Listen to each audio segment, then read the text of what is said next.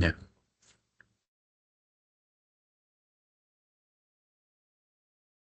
Bien, chicos. Buenos días con todos. Una vez más estamos acá. Vamos a comenzar con la que vendría a ser la parte número 2 de este tema, que va a ser sobre la farmacodinámica. ¿Ok? Hace 2, 3 días vimos la farmacodinámica uno, principalmente lo que son los receptores, dianas terapéuticas, tipos de receptores, cómo funcionan, ya. El día de hoy vamos a ver todo lo que vendría a ser ligandos, ¿ok? O sea, lo que vendría a ser las llaves que van a activar a nuestros receptores. Bueno, gracias. Vamos comenzando. Sí, bien.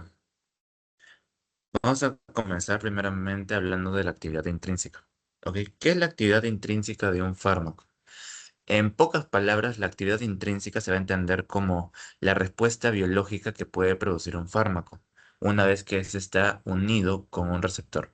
O sea, si el fármaco tiene un efecto una vez que está unido, se va a conocer como actividad intrínseca, ¿ok? Normalmente la actividad intrínseca es mayor a cero. ¿Qué podemos resaltar acá? Ya. Quiero que recuerden dos conceptos. Uno es la actividad intrínseca y el otro es el concepto de afinidad. Para que un fármaco haga efecto, primeramente tiene que tener una actividad intrínseca dentro de la célula y segunda va a tener que tener una afinidad por cierto receptor o por cierta diana. Sin estas dos, ¿cómo decirlo? Áreas o bueno, estos dos componentes, eh, el fármaco no podría tener un efecto. Así que obligatoriamente vamos a hablar siempre de afinidad y de actividad intrínseca. Ahora, según esto, pues, también se puede decir de que el fármaco se va a dividir en dos tipos, claro, en dos grandes tipos. El primero va a ser ese es el fármaco A, que tiene alta afinidad, pero tiene poca actividad intrínseca o nula actividad intrínseca. Entonces, ¿qué se puede decir de este fármaco? Se puede decir que se une a un receptor, se une a un receptor, sí se une, pero no va a tener un efecto de por sí, ¿ok? Porque no tiene una actividad intrínseca para generar un cambio conformacional dentro de la célula. Por el contrario, tenemos nuestro fármaco B, que el fármaco B va a tener tanto lo que se conoce como afinidad como actividad intrínseca. Entonces, este fármaco sí tiene la capacidad de unirse a una diana y va a tener un cambio conformacional dentro de esta célula. Así que se puede decir que este fármaco de por sí va a tener un efecto biológico o un efecto terapéutico. Vamos a decirlo de forma más simple. ¿Ok? Ahora, esta clasificación que les he hablado es muy, muy famosa porque la que está acá, la que ambos tienen efecto, se van a conocer como los agonistas. Y los que están acá, que únicamente se une pero no tiene efecto, se van a conocer como los antagonistas. ¿Ok? Vamos a ampliar un poco más estos dos conceptos porque son conceptos que preguntan bastante. Primero, lo mismo, cuando hablamos de agonista vamos a hablar de que es una molécula que activa al receptor y genera un efecto. ¿Ok? Esto acuérdense siempre. El agonista va a ser el que se une al receptor, lo activa y da una respuesta biológica. Entonces va a tener tanto lo que es la afinidad y va a tener lo que es la actividad intrínseca.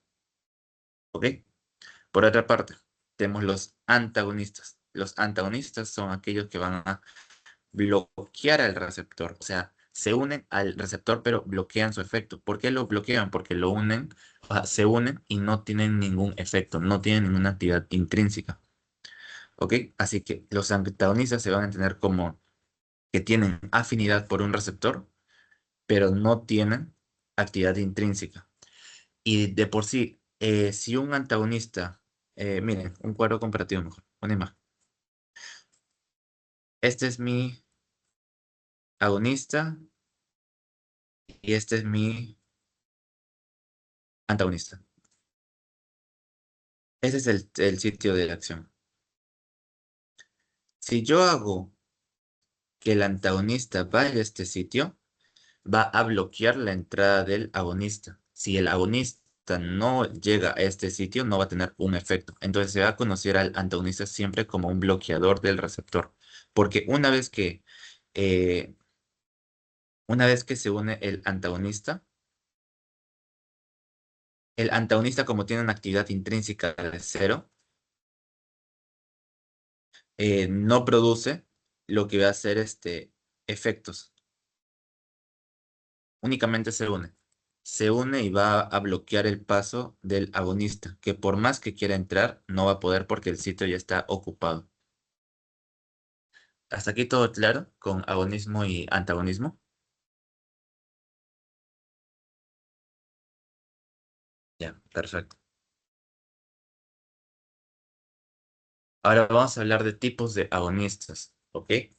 Primeramente vamos a hablar del agonista completo o el agonista, bueno, completo, vamos a hacerlo así. El agonista plano también se llama, y bueno, full en inglés. Ya, el agonista completo va a ser el que tiene alta afinidad y una respuesta intrínseca absoluta. ¿Qué es una respuesta intrínseca absoluta o un efecto intrínseco o bueno, una actividad intrínseca absoluta? Es que ¿cómo se dice? Va a va a activar de de forma completa a un receptor, generando el 100% del efecto deseado. ¿Ok? Me va a producir el 100% del efecto de este receptor. Ese siempre. Entonces, el agonista completo se va a saber que su actividad intrínseca es 100% o uno. ¿Ok? Siempre es igual a 100% si no es uno. Seguimos con el agonista parcial.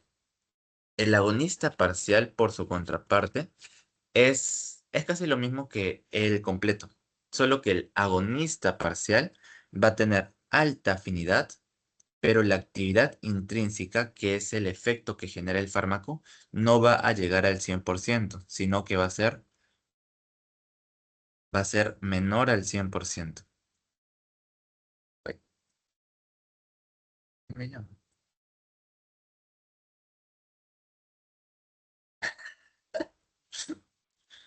No, no puedo, perdón. Ya. Y la actividad intrínseca es menor al 100% o también conocido como menor a uno. ¿Sí? Es casi lo mismo, pero bueno, acá es solamente menor al 100% porque no activa completamente al receptor para generar un efecto, pero sí lo activa desde cierta forma. ¿Ok? Y ahora vamos a ver el agonista parcial. El agonista parcial, bueno, parcial no, el agonista inverso, como pueden ver,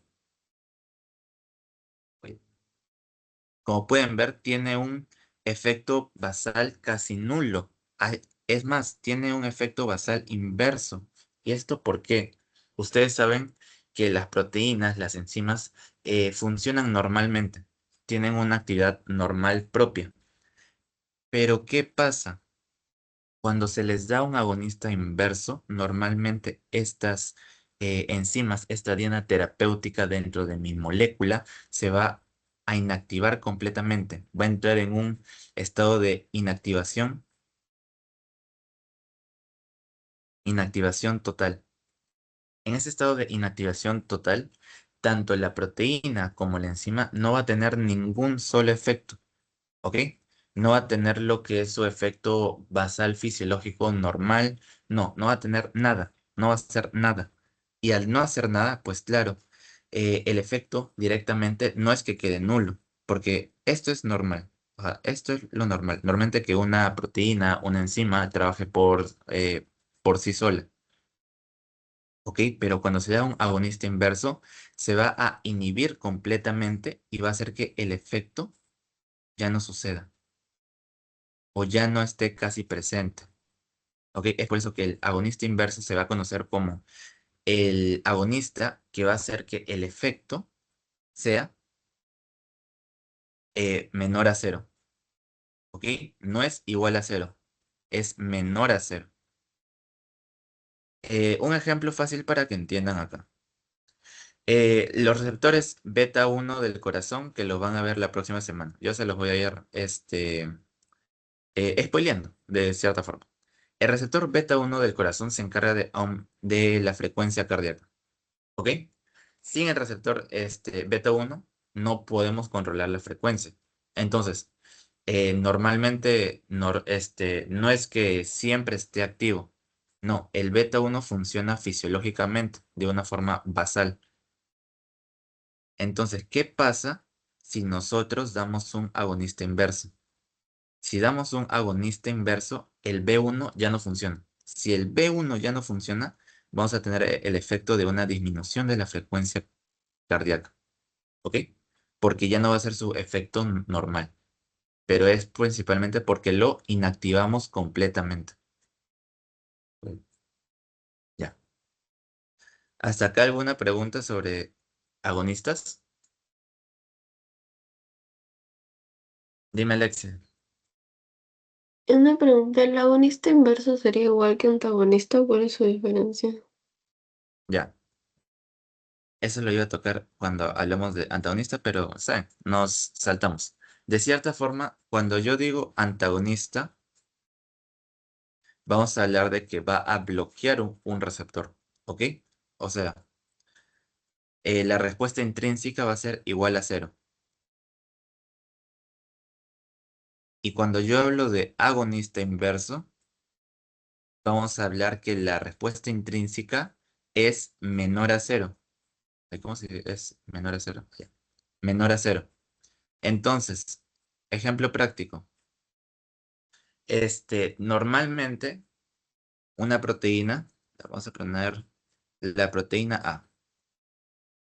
La proteína A tiene un efecto fisiológico normal, donde no necesita ni agonistas ni antagonistas.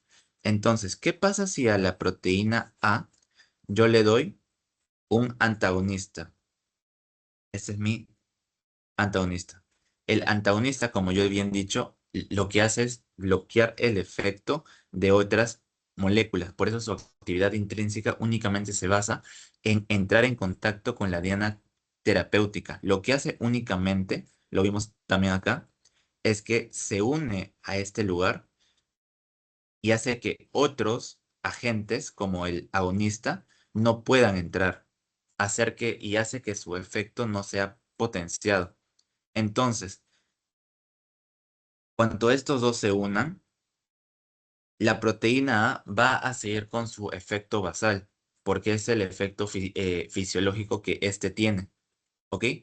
Pero lo que hace es que otras moléculas no puedan afectar a esta proteína A. Y lo que pasa con el agonista inverso, esa es la proteína B. Lo que pasa con el agonista inverso es que directamente, no es que únicamente se une a la proteína B, ¿ok? Sino que una vez que se une, la inhibe completamente. Inhibe completamente y esto solamente bloquea. ¿Sí? O sea, acá va a seguir teniendo, eh, existe o hay una actividad basal fisiológica aún. Mientras que acá ya no existe. No hay ni siquiera una actividad basal, que es una actividad normal que tendría que tener esta proteína. ¿Mejor, Alexia? Sí, pero sí, gracias. Ya. Eh, y Yari, me comentaste por interno que querías que te explique algo. O sea, algo Sí, general. de manera general, los dos últimos antes del agonista inverso. Ah, el O sea, full y ah, sí. el parcial. Ujú. Ya, te explico rápido. Simple. Un agonista parcial es aquel que tiene alta afinidad y que tiene una actividad intrínseca igual al 100%. O sea, el efecto que va a tener es máximo. ¿Ok? Siempre que tenga el efecto máximo, siempre que el fármaco o el agonista tenga el efecto máximo, se le va a conocer como agonista completo. Pero si el fármaco no tiene este efecto máximo, pero tiene un efecto capaz del 80, del 70%, lo vamos a conocer como el agonista parcial, porque tiene afinidad por un receptor. ¿Ok? Se une a un receptor, pero la actividad no es igual de completa. ¿Sí? Sí, gracias. Ya, perfecto. Todo claro con los agonistas, ¿verdad? Porque a ver, esto vamos a ir viendo toda la clase.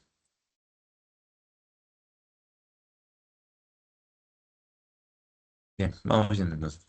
Perfecto, chicos. Ahora vamos a hablar de los antagonistas. Bueno, ya, ahora sí. Lo mismo, resaltar otra vez. Los antagonistas son los que bloquean al receptor, hacen que la molécula no sea estimulada por otro agente externo.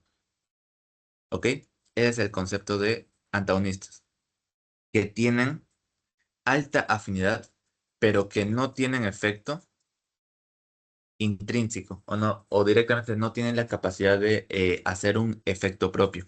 Entonces, el efecto intrínseco va a ser igual a cero del antagonistas. Ahora, hay dos grandes clasificaciones de antagonistas, que van a ser los que se unen a un receptor y los que no se unen a un receptor, en donde estos son los más importantes y quiero que se aprendan sí o sí. Estos no es más teórico, pero bueno, por algo está. Ahora, de estos que se unen a un receptor, vamos a ver que unos se unen a un sitio activo y unos se unen a un sitio alostérico. Vamos a comenzar con el sitio activo, ¿ok? Vamos a conocer a los reversibles y los irreversibles, o como a mí más me gusta llamarlos competitivos y no competitivos. Ahora, el nombre es simple, o sea, el concepto es bastante simple. ¿Por qué se le llama competitivo? Porque miren, misma analogía. Este es mi agonista y este acá es mi antagonista. Lo que van a hacer ambos van a hacer competir por el sitio de acción. ¿Ok? Van a competir por esta diana. ¿Quién llega primero o directamente quién se une más a esta diana? Por eso van a competir. Por eso se les llama reversibles. No, ahora, ¿por qué se les llama reversibles? ¿Por qué se les puede llamar reversibles? Principalmente porque son dependientes a la dosis. José, ¿qué quiere decir eso? Imagina esto. Yo tengo uno, dos y tres. Yo tengo tres receptores, ¿ok? Y yo por esta parte tengo cuatro agonistas y tengo dos antagonistas. Ustedes saben que por proporción, por proporcionalidad, normalmente los agonistas van a llegar de mayor manera porque son más. Hay más agonistas que antagonistas. Es un concepto por proporción. Es por eso que se dice que son reversibles. Si tú quieres revertir el efecto, tú tienes que aumentar la dosis, ya sea en los agonistas o aumentar la dosis en los antagonistas. ¿Ok? Porque directamente van a competir por este sitio. Y el que haya mayor cantidad de moléculas o una mayor cantidad de dosis es el efecto que va a prevalecer. ¿Entendieron? Sí, sí, sí, sí. Ya, perfecto. Ahora, el irreversible. El irreversible es un poco más, vamos a decirlo, tiene una relación más tóxica. ¿Y por qué lo vamos a decir así? Porque, ya, otra vez, la misma imagen. Wait, wait, este es mi agonista y este es mi antagonista. Directamente, el antagonista no competitivo no va a competir, ay, no va a competir. José, ¿por qué no compite? Porque el no competitivo, una vez que se une al receptor, ya ganó. Porque este nunca se va a ir de este receptor. Nunca se va. Es como que diga que se queda por siempre porque él dijo que es su lugar, es su casa y no va a permitir que nadie lo saque. Entonces, por más de que yo aumente la dosis de mi agonista, o sea, haya más agonistas por acá, por acá, por acá, por acá, este nunca se va a ir, ¿ok? Nunca va a dejar este sitio de acción. Por eso se llama no competitivo y por eso se llama irreversible, ¿ok? Ese es el principal chiste. Acuérdense siempre de los reversibles y los irreversibles, porque eso suelen preguntar bastante. Uno es que no compite porque una vez que se une ya nunca se va, y el otro es que compiten y bueno, ya se van. Dime, Iyari, Que no importa si es que bueno, los agonistas están en mayor proporción, ¿no? no importa, porque una vez que se une, dice, ah, ya, aquí me quedo por siempre. Y es más, son tan picones que se van a quedar en el receptor hasta que o el receptor muera o la célula se muera. Así de picones son, te lo juro. Por eso, acá hay un fármaco bien famoso. ¿Quién ha usado la aspirina? ¿O quién sabe qué es? Si nadie dice llama, nada llamo, ¿eh? Uno por uno voy a preguntar. Ay, Diosito. Ya listo, nadie sabe qué es la aspirina. No creo. Alexia, ¿estás? Sí. ¿Qué tal, Alexia? ¿Sabes qué es la aspirina? Eh, eso ¿Alguna idea? me- ah, es un medicamento para, Ya, no sé, creo que es para evitar coágulos. No sé, no estoy segura. Presión, ya. será Dime. presión arterial, el control de presión arterial. Tiene relación, pero no está directamente ligado. O sea, sí y no. Ya, les explico, chicas. Ya, no se preocupen. La aspirina es conocido por ser un antagonista no competitivo, principalmente en las plaquetas. Bien, las plaquetas normalmente son, a ver, lo vamos a graficar acá. Tienen una propiedad en lo que es la coagulación, ¿verdad? Ahora, estas plaquetas lo que hacen es dependiente al factor ¿cómo se llama? Al factor de inflamación que son los COX, es que va a tener el efecto. Entonces, esta es tu plaqueta de acá. Pregunta para, a ver, ¿a quién llamo? No, ya, yo le voy a decir, no va a ser malo. Ya, las plaquetas no tienen núcleo, ¿ok? No tienen un núcleo definido. Si no tiene un núcleo definido, se va a conocer que no tienen la propiedad de sintetizar proteínas. No tienen la propiedad de sintetizar nuevas enzimas.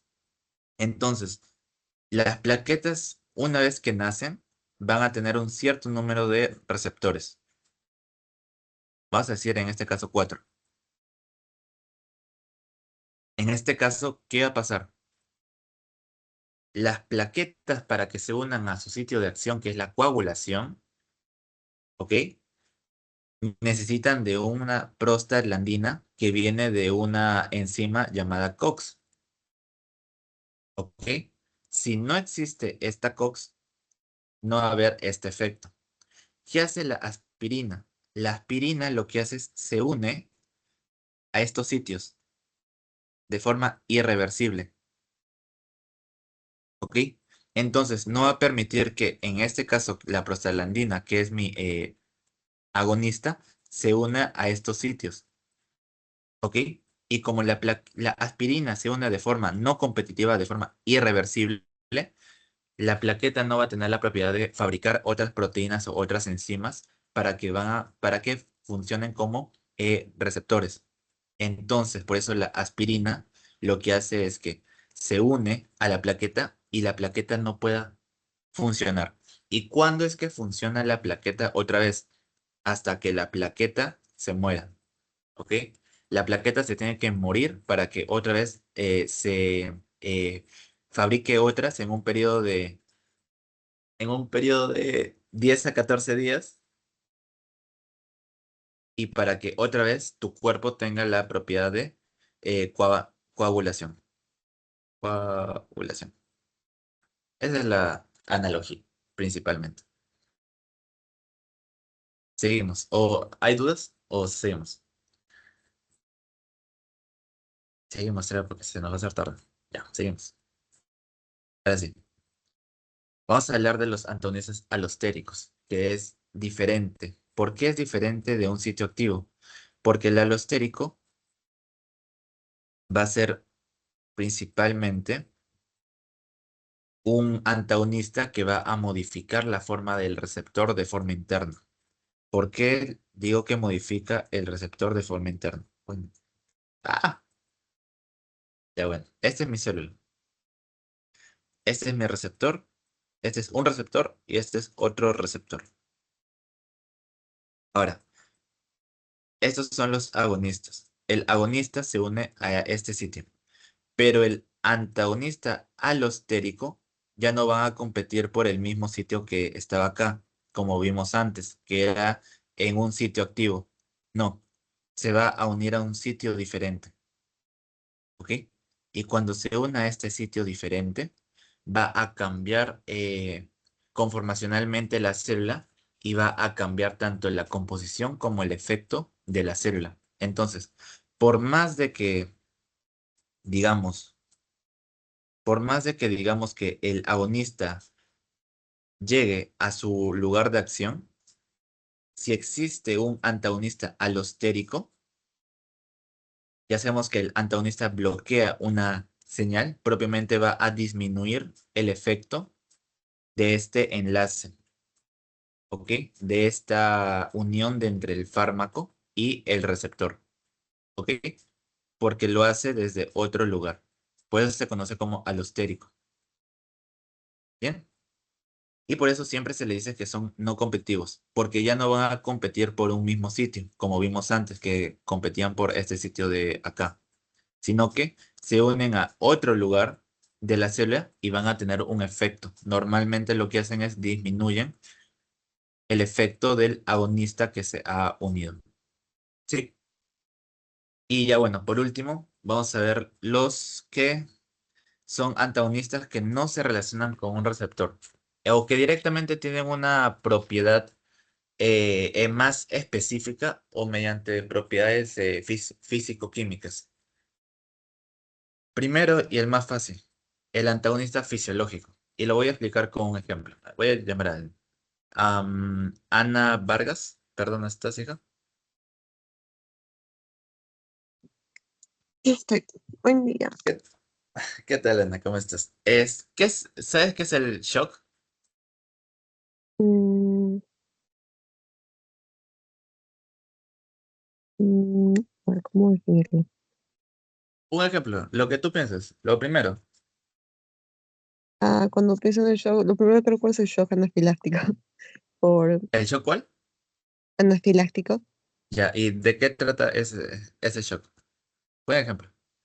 mm, causado por alguna infección, o sea, por contaminación.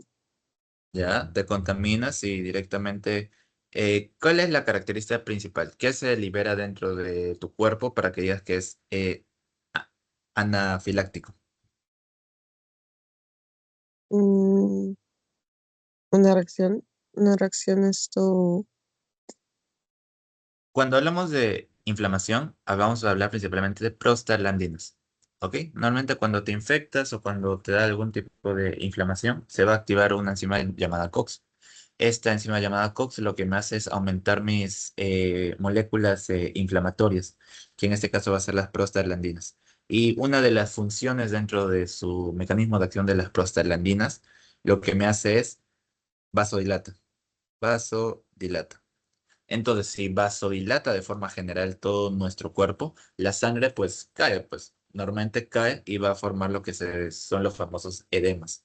Entonces, Acá tenemos primeramente nuestro primer agonista, que va a ser las prostaglandinas. Gracias, Ana, más bien por el ejemplo.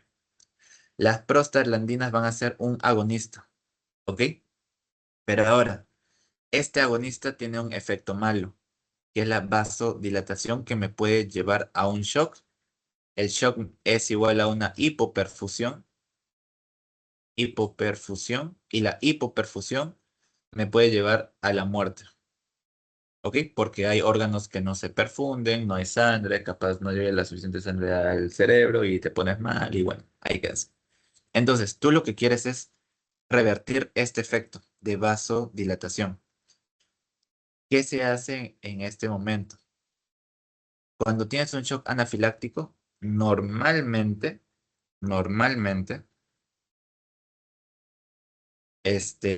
lo que se da es es una molécula o un agonista que tenga efecto en un receptor que me haga vasoconstricción,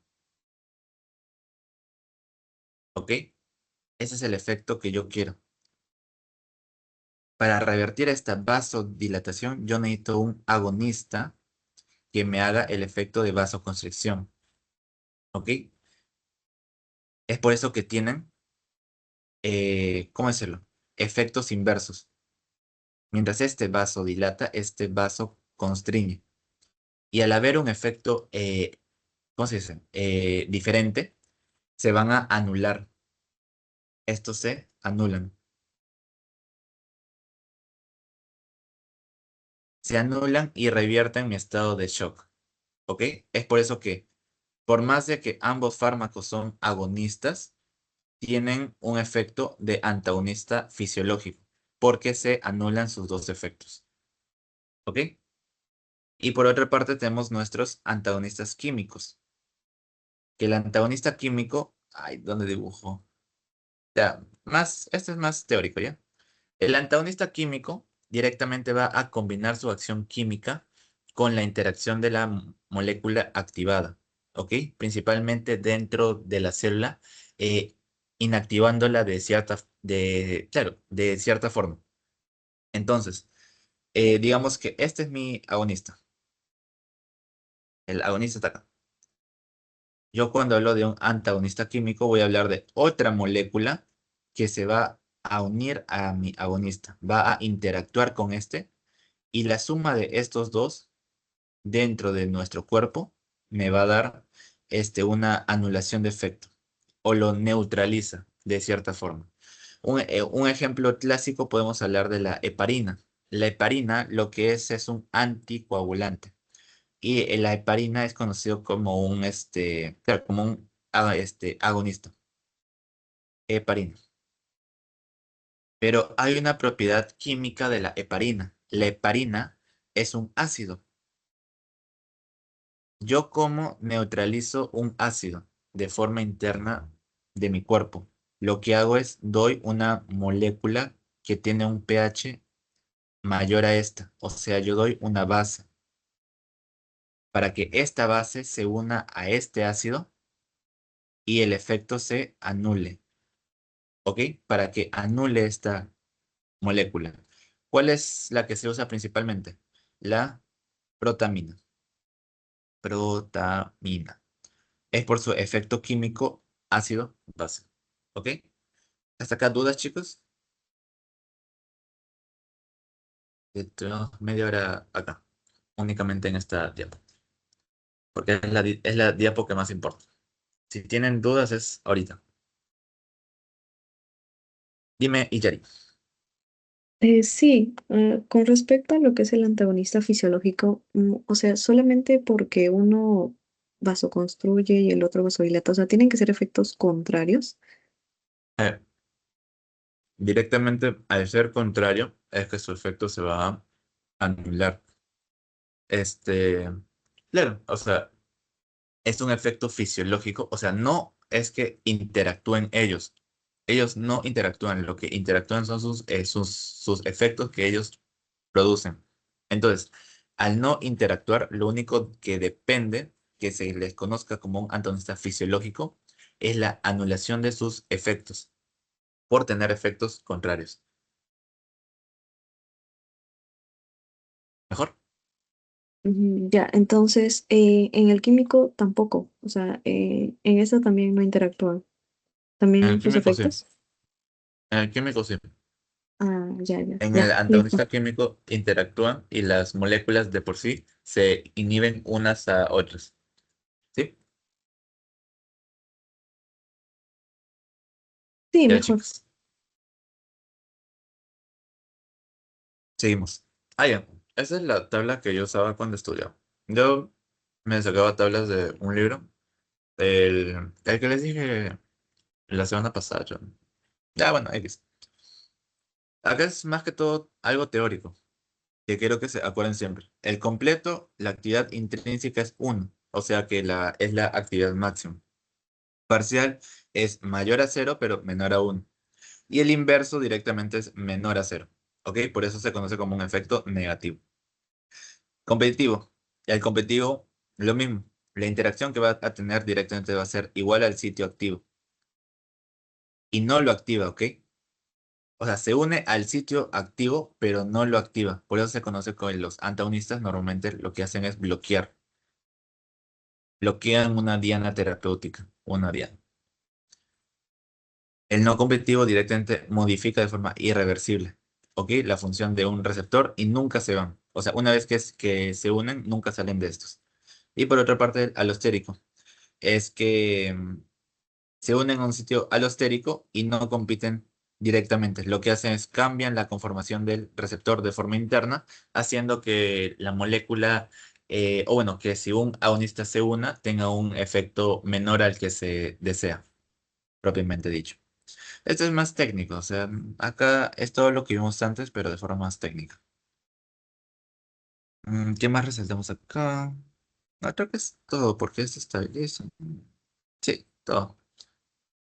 Ya, esto sí, les van a preguntar tablas. Esto sí les van a preguntar, así que quiero que se aprendan tablas. Primero, lo más fácil, las tablas más fáciles de entender. Miren, el agonista normalmente funciona así. Si el efecto es cero, el agonista lo que hace es eleva el efecto. ¿Ok? Si llega al 100 se conoce como un agonista total. Si llega menor a 100 es parcial. Y si el efecto es menor al cero, o sea, el cero es normalmente la acción basal, mi acción fisiológica.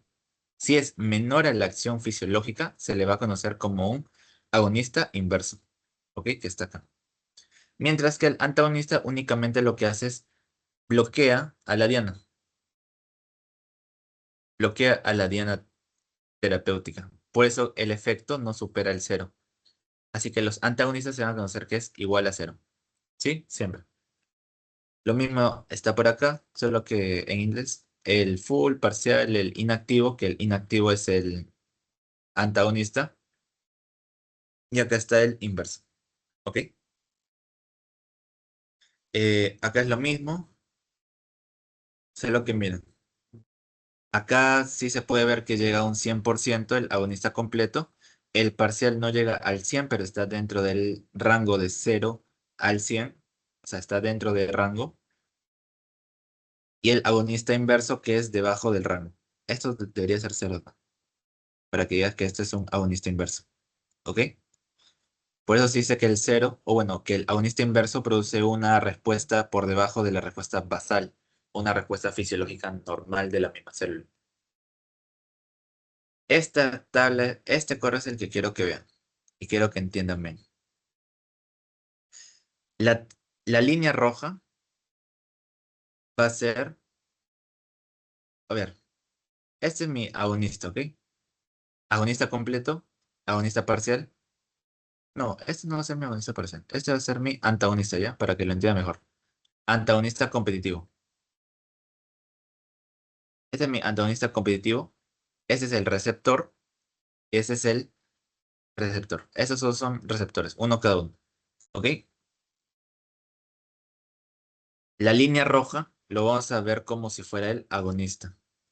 Y la línea azul lo vamos a ver como si fuera el antagonista. ¿Ok? Entonces, cuando yo hablo que está en este punto el agonista, vamos a ver lo que está en el punto máximo. Está en el punto uno. Entonces podemos decir que el agonista se ha unido completamente a todos los receptores y ha hecho un efecto máximo. Por eso se conoce como que el efecto es igual a 1. Ahora, miren este punto de acá. A partir de este punto se va a comenzar a dar un antagonista. Este es un antagonista competitivo. Si yo sigo dando antagonistas competitivos, competitivos, competitivos, competitivos, normalmente vamos a llegar a que los antagonistas han llegado a esta zona de acá. ¿Sí? Esos son los antagonistas que han llegado a esta zona de acá. Ahora bien, no competitivo. No competitivo. ¿Qué pasa cuando un antagonista no competitivo y un agonista tienen el mismo efecto o bueno, se usan a la par? El efecto es simple. Miren de acá. El agonista lo que hace es disminuye el efecto. Esa es la respuesta total. ¿Ok? Va a ir disminuyendo su efecto a medida que yo voy dando un antagonista no competitivo. ¿Ok? Porque normalmente el antagonista competitivo es el que me va a bloquear la acción de este agonista. ¿Bien? Y por más de que yo dé o aumente la dosis, no va a importar. Siempre la curva es para abajo, porque me va a disminuir lo que es mi actividad intrínseca de mi agonista total. ¿Sí? Ya, X.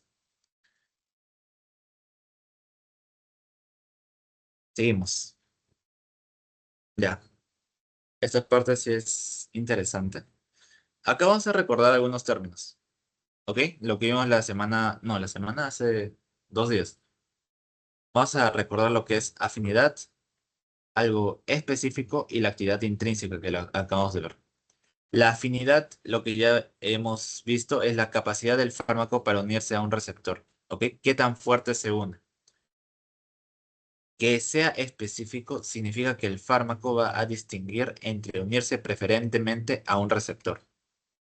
¿Ok? Se une preferentemente a un receptor. La misma analogía que les hice hace 2 días. Y la actividad intrínseca es la capacidad del fármaco para modificar un efecto o al receptor, para desencadenar lo que va a ser la respuesta celular. ¿Ok? Así que la actividad intrínseca me va a representar principalmente el efecto que va a tener mi fármaco sobre alguna diana terapéutica o sobre una molécula. Ahora, vamos a hablar lo que es realmente importante, que va a ser la regulación de los receptores. ¿Ok? Porque los receptores no siempre están ahí.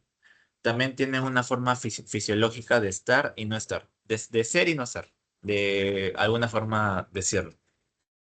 ¿Cómo se regulan? Hay dos síndromes que se hablan mucho en esta parte.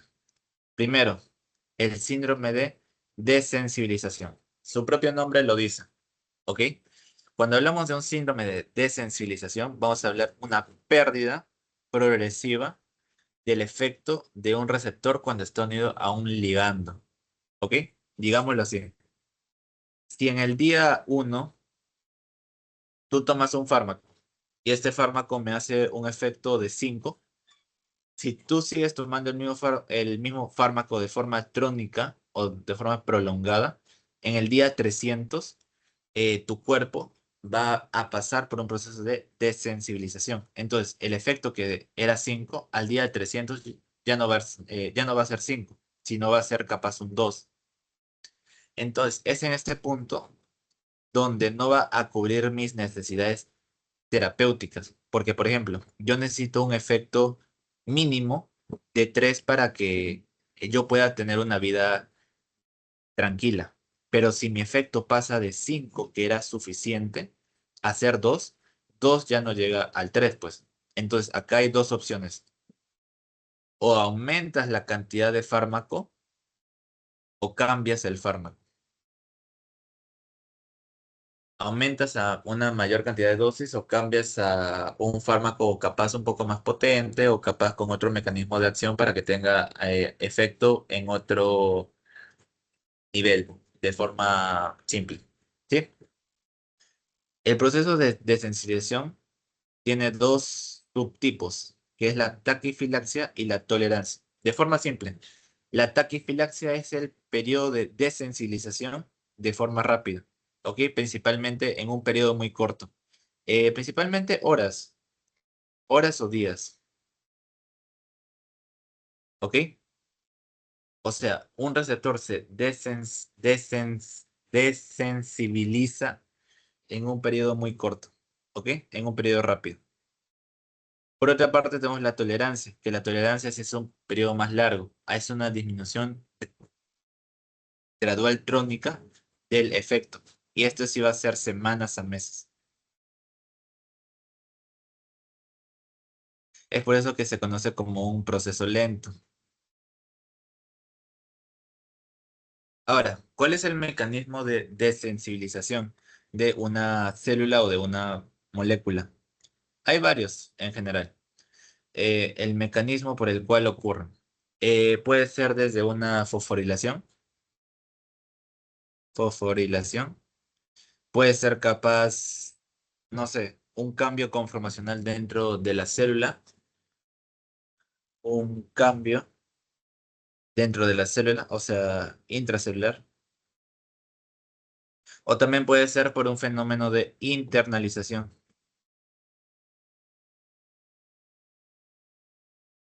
¿Internalización de quién? De los receptores. O sea, hay varios mecanismos. Cada fármaco tiene su propio mecanismo de desensibilización. ¿Ok? O sea, depende más del fármaco. Hasta aquí está bien, ¿no, chicos? Siento que he ido muy rápido. Dime, Iyari. Estos últimos tres ejemplos que has mencionado son formas de la célula, ¿no? Para poder Sí, disminuir. son formas por las cuales la célula va a tener este efecto de desensibilización, que es el efecto donde el efecto, bueno, claro, el efecto pasa a ser menor. ¿Sí? Y ok, gracias. Ya, ya. Perfecto. Ahora vamos a hablar de la abstinencia o síndrome de la abstinencia. ¿Qué es la abstinencia? En términos simples, las abstinencias son los signos y síntomas que van a aparecer cuando se interrumpe de forma brusca un fármaco. ¿Ok? Normalmente tu cuerpo, cuando ya toma de forma crónica un fármaco, ¿qué será? Capaz meses, ya meses ya. Cuando el cuerpo toma de forma ya crónica un fármaco, se puede decir que se acostumbra a la presencia de este, ¿ok? O sea, está acostumbrado que haya este fármaco dentro de tu cuerpo, porque si no está este fármaco, el cuerpo no funciona bien. Es entonces que sucede lo de la abstinencia.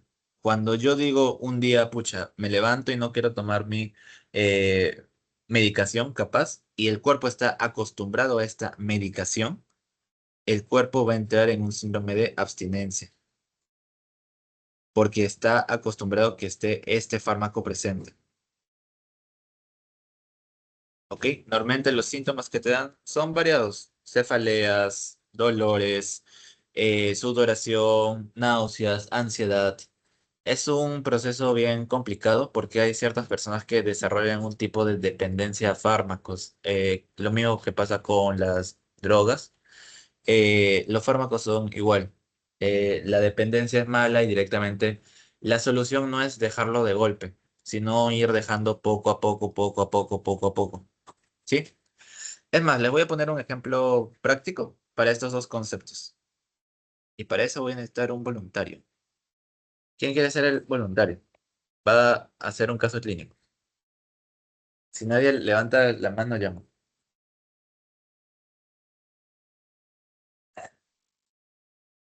¿Nadie? ¿Nadie es voluntario? ¿Todos están de sueño? Ya, todos están de sueño. Abril,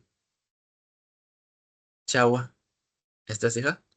Sí, aquí estoy. Sí, ¿Qué hola. tal, Abril? ¿Cómo estás? Ya, te voy explicando, ¿sí? Ujú. Imagínate esto. Imagínate esto. Tú ya eres doctora y bueno, chambeas y tienes tu vida feliz, ¿ya? Imagina esto. Viene un paciente a tu consultorio, ¿ok? Un paciente, hombre, 50 años, pero este paciente tiene algo. Tiene una hernia discal, una hernia, ya. Tiene una hernia de hace 8 años. Es por eso que para aliviar esta hernia, principalmente los dolores, se le ha indicado principalmente morfina, ¿ya?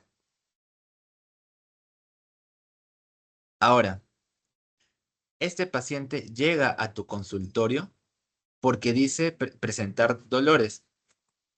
Presenta dolores otra vez en el lugar de la hernia. Justamente en la zona donde tuvo su hernia, presenta otra vez sus dolores luego de 8 años. ¿Por qué síndrome 3 que pueda pasar esto? ¿Cuál es la causa que le duela otra vez? Ah, síndrome de abstinencia, porque bueno, como lo he estado tomando por bastante tiempo, entonces el cuerpo ya se adaptó y ya no hace efecto, ¿no? Hasta cierto punto. ¿Qué síndrome me acabas de describir cuando el cuerpo ya disminuye su efecto? ¿Abstinencia o tolerancia? Ah, perdón, tolerancia. Tolerancia, tolerancia. El cuerpo se acostumbra a esta misma dosis. Entonces, tú como doctora, ¿qué cosa harías? ¿Qué podrías hacer en este caso?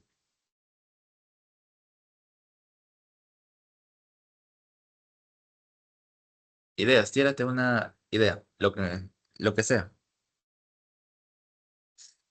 Tal vez como el cuerpo ya se adaptó a ese medicamento, podría cambiarle a otro que tenga Perfecto, la misma función. perfecto. Tú cambias el medicamento que tenga la misma función. Muy bien, Abril. Gracias, Abril. Gracias por tu participación. La doctora Abril lo que hizo es cambiar la medicación. ¿Por qué? Porque el fármaco ha comenzado a ser resistente, ha comenzado a tener una cierta tolerancia. Entonces, buscamos otra medida o otro mecanismo por el cual va a disminuir estos dolores. Ahora, ¿qué pasa si el nuevo medicamento es mucho más caro del que tomaba actualmente? ¿Ok? Es mucho más caro, digamos, el que tomaba acá, la morfina costaba 10 soles y este nuevo va a costar ya, 100, digámoslo así. Entonces, esta persona que lo va a hacer Pablo, no tiene la capacidad de comprar este fármaco. Entonces, lo que hace es, un día lo suspende el fármaco, ¿ok? Deja de tomar fármacos. ¿Qué síndrome estrés que pueda dar? A ver, ¿a quién tenemos acá? Javier, mayor, ¿estás? Sí, sí. ¿Qué tal, hermana? ¿Cómo estás? Buenos días. Cuando tú suspendes de forma repentina un fármaco, ¿qué síndrome crees que me podría dar? De la abstinencia. Síndrome de abstinencia. Muy bien, abstinencia. ¿Por qué? Porque, bueno, am, su- suspendes de golpe. O sea, digamos que eso está tomando una semana, un mes, entonces no tendría como que el cuerpo este no recibe ese fármaco y empieza a notar. Claro, o sea, directamente como el cuerpo está acostumbrado a algo, si lo cortas de frente, pues directamente me va a dar un síndrome como que el cuerpo entra como en ansiedad, de por sí decirlo. Ya no está de la misma forma que siempre estaba. Ya. Bien, bien, Javier. Ya, chicos, este fue un ejemplo práctico, espero se haya entendido. Y seguimos. ¿Cuánto falta? Ya, 3 diapos, 3 diapos. Ya. Vamos a hablar ahorita de la relación dosis-respuesta, ¿ok? Esta parte también es importante. Y también son tablas, así que tienen que entender las tablas. ¿Sí? Bien. ¿Qué es la relación dosis-respuesta? A ver, vamos de poquitos a más. Ya. La relación dosis-respuesta vamos a entenderlo como lo que cambia el fármaco según la dosis, ¿ok? O sea, si yo aumento dosis, aumenta una respuesta directamente. Así que esa es la principal lógica que se va a tener en esta parte. Pero acá hay dos conceptos bien importantes, lo que es la potencia de un fármaco y lo que es la eficacia de un fármaco. ¿Ok? Y esto sí les van a preguntar sí o sí, mínimo una pregunta les van a poner. ¿Ok? Primeramente, vamos a ir con la potencia. ¿Ok? ¿Qué es la potencia? La potencia se va a referir como la cantidad de fármaco necesaria para producir un efecto determinado. ¿Ok? Cantidad de fármaco para producir un efecto determinado. Eso es todo. ¿Ok? Hay fármacos que de por sí necesitan una mayor cantidad de dosis y hay fármacos que necesitan una menor cantidad de dosis. Miren acá. Acá tienen el fármaco A, B y C. ¿Ok? Esa es la dosis y ese es el efecto. Normalmente no vemos el efecto porque lo que se compara es el efecto, bueno, la dosis efectiva 50, que en un rato lo voy a explicar. Pero acá lo que se usa, o bueno, lo que determina que un fármaco sea más potente que otro, es la dosis. Cuanto menor dosis le des al fármaco y tenga la misma respuesta, se va a decir que es más potente. Cuanto mayor sea la dosis y tenga la misma respuesta, R de respuesta, ¿ya? Vamos a decir que es menos potente. Este es más potente. Ejemplo, el fármaco A únicamente necesitó, ¿qué será? 5 miligramos para producir un efecto 50 o un efecto que está acá. En cambio, para producir el mismo efecto o la misma curva, el fármaco B necesitó 20 miligramos. Y mucho peor, el fármaco C para producir la misma curva, el mismo efecto, necesitó ¿de qué? De ya 30 miligramos. Entonces, yo digo que el fármaco siempre es más potente cuando menor sea la dosis para producir un efecto determinado. ¿Ok? En este caso, el fármaco A es más potente que el fármaco B y el fármaco B es más potente que el fármaco C. ¿Ok? Y acá siempre lo que van a ver es que la tabla se mueve de izquierda a derecha. Por eso siempre decimos que la línea que está más a la izquierda va a tener una mayor potencia. Más a la izquierda es igual a más potencia. Y más a la derecha es menos potente. Bien, vamos a ir viendo un poco de conceptos acá también. ¿Qué puedo decir acá? Ah, ya. Este es un efecto, o bueno, la potencia es un elemento que va a depender de la dosis.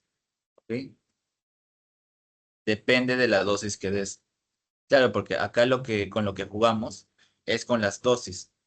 Al fármaco A le dimos 5, al fármaco B le dimos 20 y al fármaco C le dimos 30. O sea, la potencia va a depender de la dosis, siempre, ¿sí? Y por eso que acá principalmente yo no quiero medir el efecto máximo, ¿ok? Yo lo que no busco medir el efecto máximo. Yo lo que busco principalmente es medir el 50% del efecto o directamente lo que se conoce como, claro, el 50% del efecto máximo. Yo únicamente necesito ubicar esto que está acá, que se conoce como la concentración eficaz 50. ¿Sí? La concentración eficaz 50 normalmente es lo que está en el medio. Esto que estoy marcando acá es la concentración eficaz 50. Y bajo este concepto es que se van a comparar las gráficas. ¿Sí? Porque lo único que me importa es ver cómo se mueve de izquierda a derecha. No me importa si la gráfica sube o baja, no. Acá en lo que es potencia hablamos de dosis y hablamos cómo se mueve la gráfica de izquierda a derecha. ¿Dudas con potencia? Ya. No, parece que no hay dudas. Ahora, eficacia. Eficacia, miren, es la capacidad máxima de un fármaco para producir un efecto. ¿Ok? Y esto es independiente a la dosis. ¿Por qué decimos que es independiente?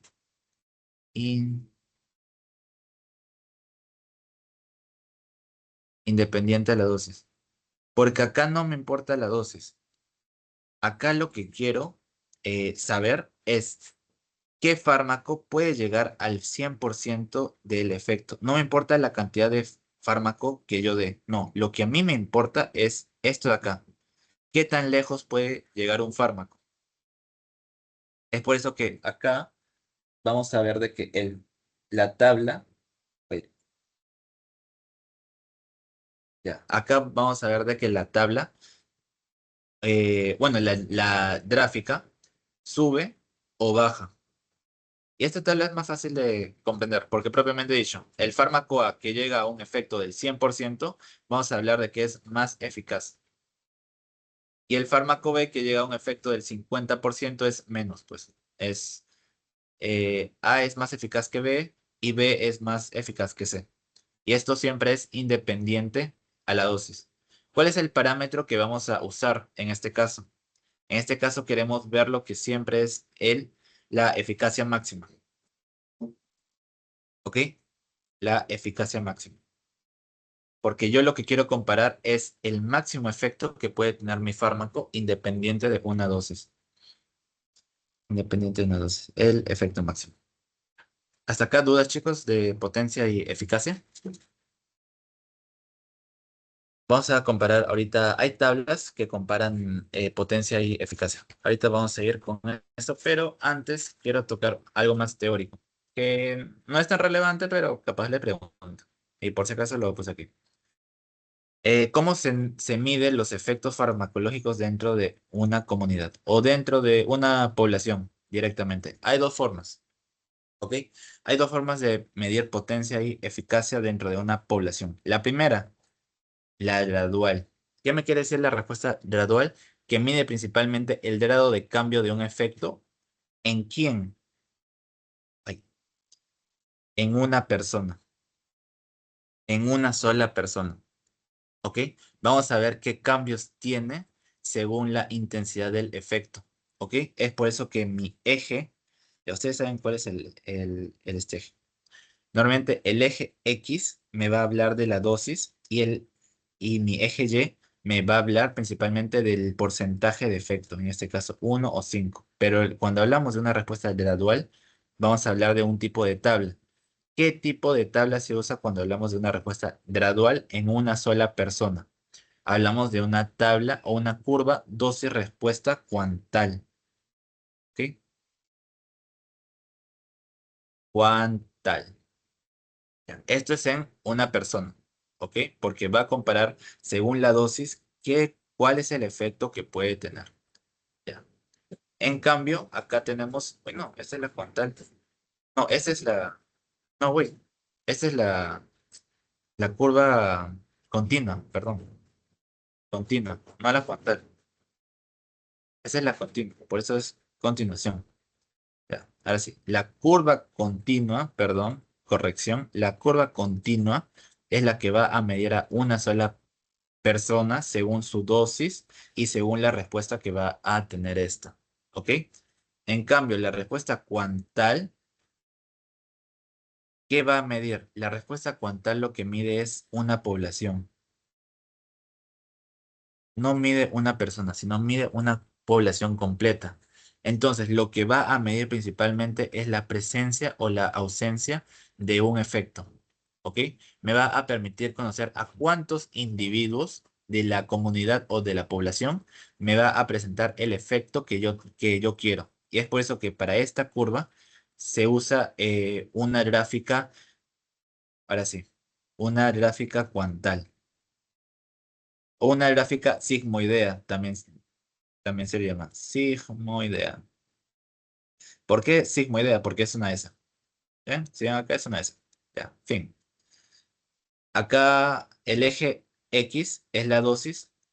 Igual. El eje Y es principalmente, no, el eje Y sí cambia, porque el eje Y es el porcentaje de individuos que va a tener un efecto o que no tiene un efecto. ¿Ok? Ahora sí, vamos a hablar de las tablas de potencia y de eficacia. ¿Sí? Vamos a hablar de las comparaciones. Estas dos tablas quiero que se las aprendan bien. ¿Por qué? Porque de acá yo les voy a preguntar ahorita. A ver, ¿quién está? Ya preguntamos a todos. Fátima Portal, ¿estás, hija? Buenos días.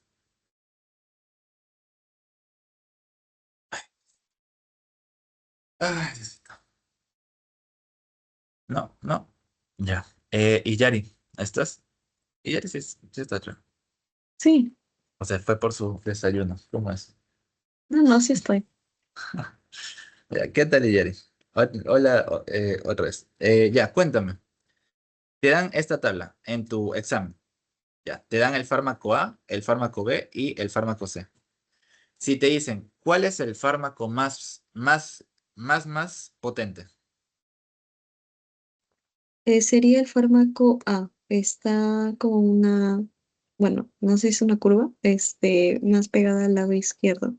Claro, Entonces mide lo que es la cantidad de, bueno, la cantidad de dosis. la cantidad de esas. Perfecto. Ahora, yo te pregunto, ¿cuál es el fármaco más eficaz de los tres? Estaría entre la A y la B, ¿no? Porque están llegando a la meta de 100. Perfecto, a la meta del 100%. Ahora, yo te pregunto, ¿cuál es el fármaco más potente y más eficaz? Solo el fármaco A, ¿no? Porque cumple las dos Claro, características. tiene mucha menor dosis y tiene un efecto casi máximo. Y ahora, ¿cuál es el que tiene peor potencia y peor eficacia? El fármaco C está muy a la derecha y también Claro. no llega, ¿no? A la meta. Perfecto, comprendiste. Milagro. Ya. Muy bien, Guillermo. Gracias. Ya, ya pues chicos, es justo lo que dijo Iyari. Es cosa de comprender bastante gráficos y les van a poner gráficos. ¿Sí? Ya hay dos exámenes donde ponen gráficos. Es más, ahorita que tengo un banco, vamos a ver los gráficos que están ahí. Si nos da el tiempo, porque también creo que tienen que hacer sus cosas y yo, bueno. Esta gráfica acá sí lo voy a explicar yo, a menos que alguien quiera explicarlo, cosa que no creo. ¿Alguien sabe explicar esta gráfica que habla de los agonistas y antagonistas competitivos? ¿Competitivo? ¿Algún guerrero o llamo?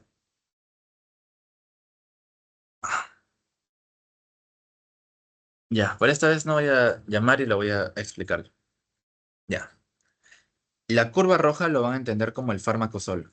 ¿Ok? Este va a ser el agonista. La curva roja va a ser entendido como el agonista. ¿Ok? Este agonista tiene su efecto según su dosis y, bueno, según su dosis tiene un efecto X. Ahora, ¿qué pasa cuando yo combino a un agonista con un antagonista competitivo?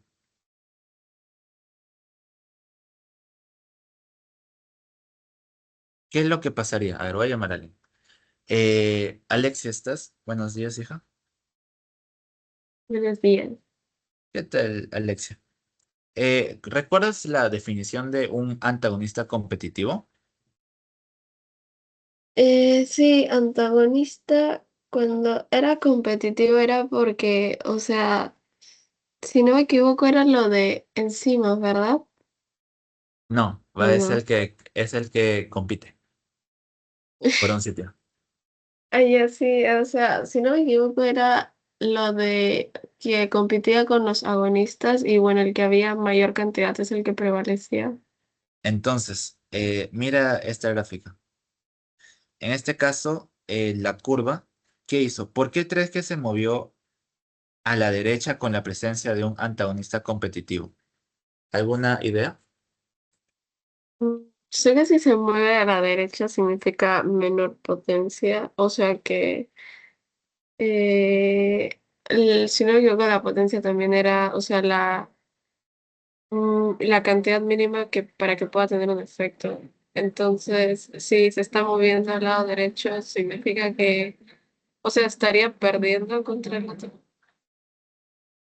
Claro, o sea, directamente, sí y no. Ya, mira, te explico mejor acá. Cuando se mueve a la derecha, yo siempre he dicho, cuando hablan de que va de izquierda a derecha, vamos a hablar de potencia. Y vamos a hablar de que lo que se modifica acá va a ser la dosis, o sea, la concentración del fármaco. Acá lo que me importa es las dosis del fármaco.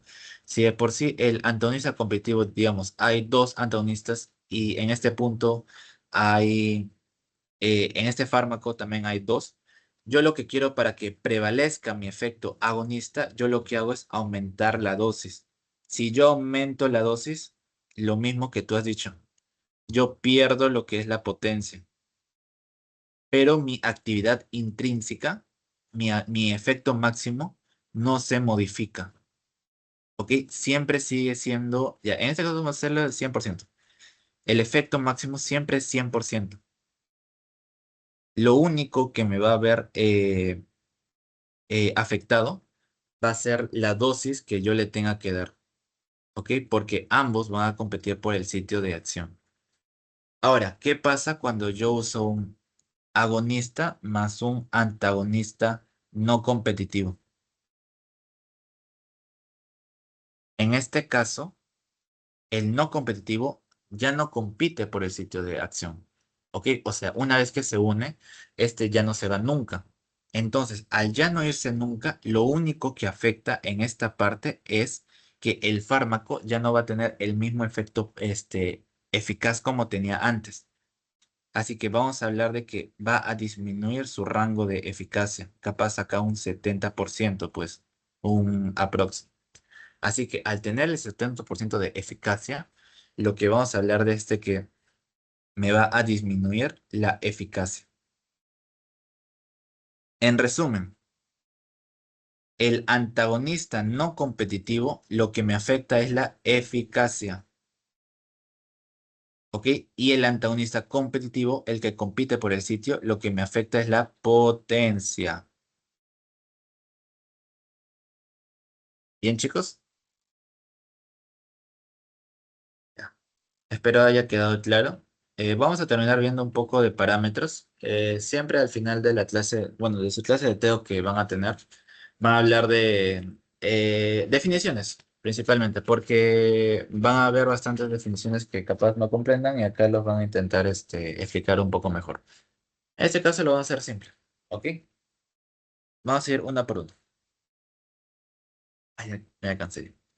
Dosis efectiva 50. ¿Qué es la dosis efectiva 50? A ver, su propio nombre dice. La dosis efectiva 50 es que la dosis, o bueno, el efecto que yo quiero es del 50% en el 50% de la población. ¿Ok? Hay dos parámetros. Que tenga, el fármaco tenga un efecto del 50%, ¿en qué población? En el 50% de la población. ¿Ok? Es un 50-50. Eso se le va a entender como dosis efectiva 50. ¿Ok? O sea que a una persona sí le hizo efecto, y a otra persona no le hizo efecto. Bien, seguimos. Eh, ya, dosis tóxica y dosis letal. Ya. Primero la letal, que es un poco más fácil de entender. La dosis letal se entiende que al 50% de mi población le produce muerte y al 50% de mi población vive. ¿Ok? Es simple, o sea, no hay tanto que explicar.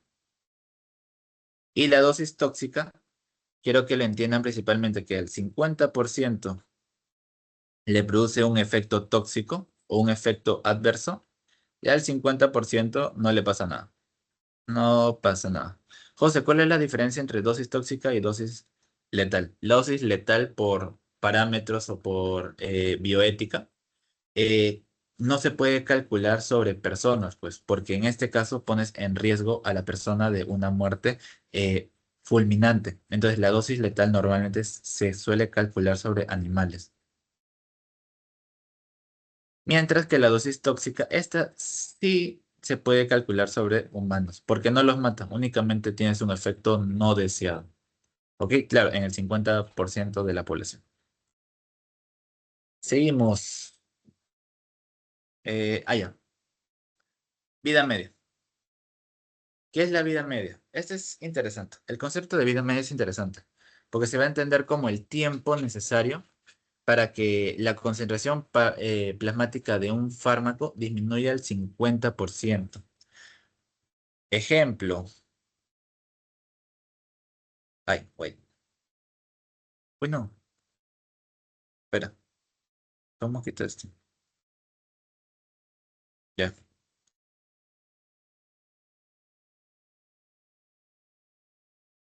ya. Ejemplo. Digamos que mi fármaco o mi efecto plasmático está acá. Este es el 100%. La vida media es la cantidad necesaria para que de este efecto o de esta concentración del 100% del fármaco pase a ser 50%, para que pase a ser, para que pase a estar acá. Ahora, normalmente, ¿para qué nos ayuda la vida media? Para estimar el tiempo de eliminación de un fármaco. ¿Por qué? Porque se sabe que un fármaco normalmente se elimina luego de 5 a 6 vidas medias. ¿Y por qué de 5 a 6? Simple, porque, a ver, si tu fármaco, la primera vida media te lleva a un 50%, esa es la primera. La segunda, a un 25%. La tercera ya te deja a un 15, bueno, a un 12%. La cuarta, 12,5. La cuarta te deja, matemáticas, me falla, 6, 6, 7. Y la quinta es la que ya te deja un aprox de, ya, digamos 3, ya, redondeando. Un 3 de el efecto, o bueno, de la concentración de un fármaco. Y este 3 ya es una cantidad bastante nula. Es por eso que se dice que las vidas medias para eliminar un fármaco pasan de 5 a 6. Ya, 5 a 6 vidas medias. Wait. ¿Qué más falta? Ya, vas acá. Dosis de carga. ¿Qué es la dosis de carga o la dosis de ataque? Ya, cuando hablamos de dosis de carga o dosis de ataque, vamos a hablar principalmente de la dosis inicial. La dosis inicial del fármaco que comenzamos a dar. ¿Ok? Y normalmente, ¿por qué se llama de ataque? Porque esta dosis inicial va a ser 3 veces o 2 veces, o bueno, 2,5 veces mayor a la dosis normal. En este caso, si tú normalmente deberías tomar de forma, bueno, todos los días, ¿qué será? 10 miligramos de un fármaco, para comenzar un efecto más rápido, la dosis inicial va a ser de 30 miligramos. ¿Por qué de 30 miligramos? Porque acá lo que quiero principalmente es que el fármaco llegue más rápido a lo que va a ser mi índice terapéutico. Eh, no, lo que va a ser mi ventana terapéutica. Mira, se los voy a graficar acá. Ah,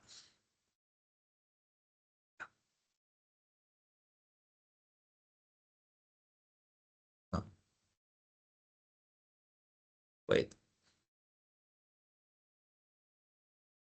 perfecto. Ya, vamos. Todo esto es mi ventana terapéutica. Va a ser la ventana en donde el fármaco va a tener un efecto positivo, va a tener un efecto terapéutico, ¿ok? Únicamente cuando el fármaco se encuentre en este lugar. Ahora, la dosis de ataque lo que me hace es hacer que el fármaco llegue de forma más rápida a esta zona. ¿Bien? Ahora, luego de esto, vamos a hablar de la dosis de mantenimiento, que por su propio nombre dice, mantiene al fármaco dentro de este rango. Lo mantiene dentro de este rango, siempre. ¿Qué pasa si sobrepasamos esta ventana terapéutica?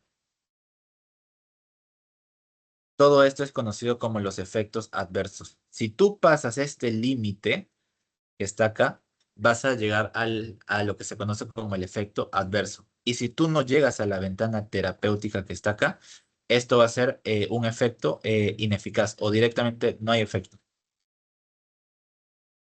no hay efecto. ¿Ok? La de mantenimiento es para mantener al fármaco acá, en la ventana terapéutica, y la de ataque es para llegar a la ventana terapéutica en menos tiempo. ¿Ok? Principalmente, la de ataque principalmente se usa cuando es alguna emergencia, alguna situación de urgencia. Siempre se suele usar esta de acá. Ya. Ya. Vamos a hablar de índice de seguridad y de índice terapéutico. Primero el de seguridad, que es el que creo que un poco más se confunde. El índice de seguridad me quiere decir qué tan cerca está la dosis efectiva para pasar a ser una dosis tóxica. Entonces, lo que va a medir principalmente es dosis letal 1 sobre dosis efectiva 99.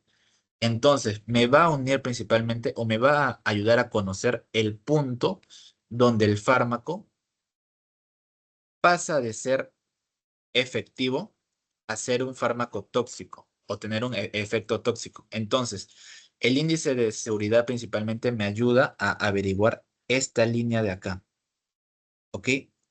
Me ayuda a averiguar esta línea porque me va a calcular en qué punto específico el fármaco pasa a ser eficaz a ser tóxico. En cambio, el índice terapéutico es diferente. El índice terapéutico me va a indicar, wait, el terapéutico me va a indicar el promedio de seguridad. Promedio de seguridad de un fármaco. O sea, ¿cómo el promedio? Me ayuda a encontrar o a saber cuál es mi ventana terapéutica. ¿Qué es la ventana terapéutica? Todo este rango. Me ayuda a conocer este rango que está acá. ¿Ok? Conocido como ventana terapéutica, para conocer si el fármaco se puede usar en ciertas dosis y, bueno, en qué dosis, principalmente para mantener mi fármaco dentro de la ventana terapéutica. ¿Ok? Y este también tiene forma, que es dosis letal 50 sobre dosis efectiva 50. ¿Ok? Las fórmulas apréndansela, pero más teóricos. No, no las calculen porque no les va a salir. ¿Ya? Ya. Y ya por último tenemos la reacción adversa, que bueno, su propio nombre dice. Es una reacción nociva, no deseada, no intencionada, que puede producir una dosis habitual. Normalmente es un efecto que no esperas, no deseas y que suele pasar por algún factor capaz del paciente, algún factor fisiológico, o capaz te pasaste la dosis y pucha, mala suerte. Le dices un efecto adverso. Ya chicos, esta es su tarea, ¿ya? Tómenle SS y para que vayan resolviendo. Si tienen alguna pregunta, me van diciendo. Lo voy a dejar ahí para que tomen una captura y lo van resolviendo. Es básicamente tablas y comparaciones de lo que hemos visto, principalmente agonistas, antagonistas, como se usa. Dime, Iyari. Sí, José, una consulta. ¿Crees que podrías repetir la dosis de mantenimiento? Por favor. Sí, mira, la dosis de mantenimiento normalmente es la dosis estable, o sea, la dosis estándar, la que tú das. Uy, ya. La de mantenimiento normalmente es la dosis normal que se da a los pacientes. ¿A qué me refiero con dosis normal? Una dosis normal es una dosis que me permite a mí hacer que el fármaco esté en toda esta línea, entre estas dos líneas, en todo lo que es la ventana terapéutica, para que me produzca un efecto terapéutico. O sea, la dosis me va a permitir mantener mi fármaco entre estas dos líneas. ¿Ok? Que la de arriba, si tú sabes, si sobrepasa, va a producir un efecto adverso. Y si no pasa la línea de abajo, no hay un efecto. Entonces, la de mantenimiento lo que hace es me mantiene el fármaco. Y ya, simple. ¿Sí? Sí, listo, gracias. Ya. Ya chicos, hasta aquí sería toda mi participación por esta clase. Espero hayan entendido Dynamic y ahorita les paso el post-test. ¿Sí? Si tienen una pregunta es ahorita y si no cierro la grabación y les paso el post-test. Dime, Iyari, Sí, otra consulta. De este tema, ¿cuáles son los puntos más recurrentes en el examen, ¿no? O en qué es potencia, lo que le... eficacia, potencia, eficacia y la comparación de agonistas. Les van a preguntar principalmente eh, un ligando que se une a un receptor y que bloquea absolutamente esta molécula y que no compite. ¿Cómo se conoce a esta? Y les van a poner, es un agonista inverso, es un antagonista tal, antagonista tal, antagonista tal. O si no, les pueden preguntar, ¿bajo qué concepto se puede medir lo que es la eficacia? Y ustedes saben que la eficacia es independiente a la dosis y se va a medir principalmente ubicando cuál es el efecto máximo. O sea, principalmente se tienen que aprender, esto no, los parámetros no, los parámetros es más para que ustedes lo tengan en mente. Esta diapo, sí o sí se la tienen que saber, o sea, todo esto de esta línea para acá, se la saben. Esta no la han preguntado, pero por si acaso, porque comparan curvas, ¿ok? Capaz aprender que la curva cuando lo mides en una sola persona es continua, cuando mides en una población es una curva de sigmoidea o cuantal. Y no más, a ver, estos también son conceptos. Dudo que pregunten conceptos, no hay forma. Lo que sí les van a preguntar es esto de acá. La relación de cada agonista y de cada antagonista. Mínimo les viene una, dos preguntas sobre si la eficacia es uno, si la eficacia es 2, si la eficacia es menor a cero, qué tipo de agonista hay. Sí, más que todo, esta tabla de comparaciones junto con estas imágenes que hemos visto. Tabla siempre es importante porque mira, justo lo que te dije, mira, acá hay tablas. Mira, te piden tablas. Te pide, por ejemplo, Ertu y Yari. Ya, vamos a hacer una contigo. Dice la correcta. Ya, vamos uno por uno. El fármaco D es un agonista total. Ya, ¿cuál es el fármaco D? Ya. ¿El D es total? ¿Sí o no? No, no está ¿Qué en es? cero. Es un antagonista. Antagonista, ya listo. El A y el B son agonistas totales, ¿sí o no? No, solamente la. Solamente el A, listo. El C, el A es un agonista total. Sí, sí, sí, es Ya, correcto. marcamos la C. Pero espérate. B y C son agonistas parciales y el A es un agonista total. No importa si es, o sea, bueno, debe estar en el rango de 0 a 100, ¿no? Para hacer Claro. agonistas parciales. Ya, hasta ahorita tenemos dos respuestas porque este también está bien. Capaz la C leíste mal. ¿Qué faltó acá? Representa el efecto máximo. Sí. No, representa Menor. menor efecto máximo. ¿Eso está No, bien? no, está mal. Entonces la C lo quitamos y nos quedamos con la D. Y bueno, la E, ¿qué dice? Fármaco D es un agonista parcial. No, ya hemos dicho que es un antagonista. O sea, les ponen cuadros. Ese es el chiste. Para que ustedes comparen cuál es un agonista, antagonista. Y nada, mira, también teóricamente, mira, te ponen dosis, curva, respuesta. Mira, acá es perfecto lo que les he explicado. A ver, la 2. Mira, únicamente una esto. La curva dosis-respuesta de un fármaco se desvía a la derecha y necesita de más dosis para alcanzar un efecto máximo. Entonces, este ha perdido su potencia. Claro que sí. ¿Por qué? Porque yo les hablé justo de esto hace un rato. Que el agonista, cuando se junta con un antagonista competitivo, lo que hace es principalmente pierde la potencia porque lo que hace, mira, justo hay un esto acá, porque lo que hace es mueve esta curva de izquierda a derecha, ¿ok? Justo lo que se dice. Y, o sea, claro, es un poco teórico, es este tema, pero siempre es importante que se aprendan las tablas, ¿sí? Igual, tómenle captura a las preguntas para que puedan ir practicando. Ya. ¿Alguna otra pregunta, chicos? Ya, entonces ya nos estamos despidiendo. Les voy a pasar el post-test y, wait, tengo que enseñar la bibliografía porque si no me pegan.